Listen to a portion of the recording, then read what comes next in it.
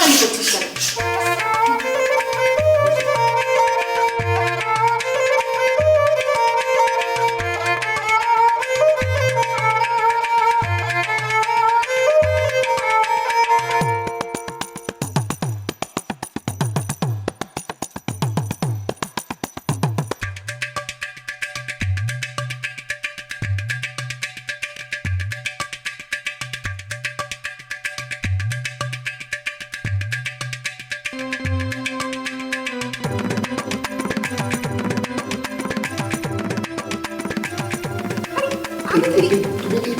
আচ্ছা দেখি মুখটা দেখি। আচ্ছা আমি মুখ দেখি, মুখ দেখি তারপর।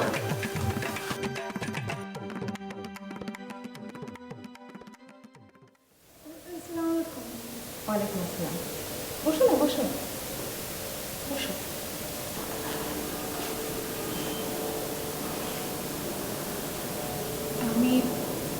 আমি আসলে ঠিক আছে, তোমাকে কিছু খুলে বলার দরকার নেই।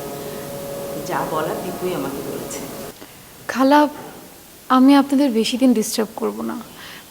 আসলে হয়েছে কি, ঢাকাতে না আমার কোনো আত্মীয় স্বজন নেই, তাই আপনাদের এখানে থাকতে হচ্ছে। অসুবিধা নেই মা, তুমি থাকলে খুব একটা অসুবিধা হবে বলে আমার মনে হয় না।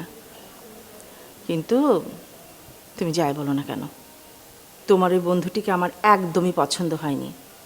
তোমাকে এভাবে বিপদে ফেলার কোনো মানে হয় বলো তো? না না খালা, আমার মনে হয় আপনি ভুল বুঝছেন।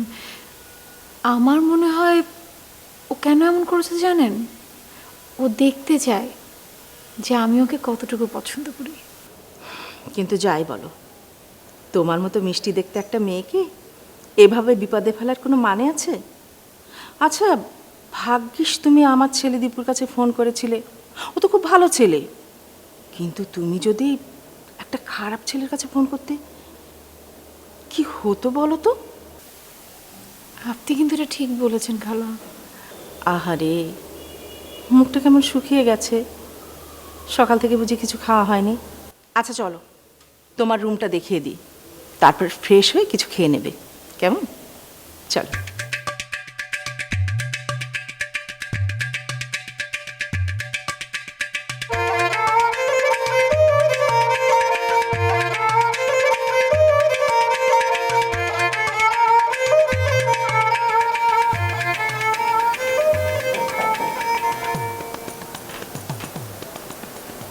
আসুন।